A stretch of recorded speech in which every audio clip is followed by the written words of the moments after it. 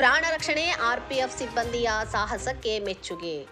ಬೆಳಗಾವಿ ರೈಲು ನಿಲ್ದಾಣದಲ್ಲಿ ಚಲಿಸುತ್ತಿದ್ದ ರೈಲಿನಿಂದ ಬಿದ್ದ ವೃದ್ಧರೊಬ್ಬರನ್ನು ಕ್ಷಣಾರ್ಧದಲ್ಲಿ ಆರ್ಪಿಎಫ್ ಸಿಬ್ಬಂದಿ ರಕ್ಷಿಸಿದ ಘಟನೆ ನಿನ್ನೆ ಬೆಳಗಾವಿ ರೈಲು ನಿಲ್ದಾಣದಲ್ಲಿ ನಡೆದಿದೆ.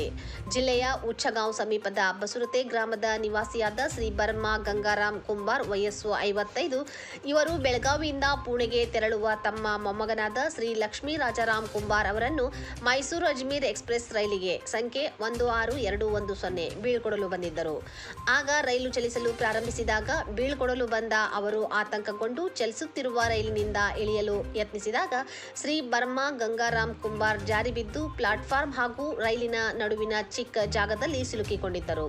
ಇದನ್ನು ಕರ್ತವ್ಯ ನಿರತ RPF head constable Shri CI Koppad ಗಮನಿಸಿ ತಕ್ಷಣ ಧೈರ್ಯದಿಂದ ಮುನ್ನುಗ್ಗಿ ಸಿಲುಕುತ್ತಿದ್ದ ವಯಸ್ಕರನ್ನು ರಕ್ಷಿಸಿದರು. ನಂತರ ಅವರಿಗೆ ಪ್ರಥಮ ಚಿಕಿತ್ಸೆ ನೀಡಲಾಗಿದೆ. ಹೆಡ್ ಕಾನ್ಸ್ಟೇಬಲ್ ಸಿಐ ಕೊಪ್ಪದ್ ಅವರ ಜಾಗರೂಕತೆ ಹಾಗೂ ಕರ್ತವ್ಯ ನಿಷ್ಠೆಯಿಂದ ಅನಾಹುತ ತಪ್ಪಿದೆ.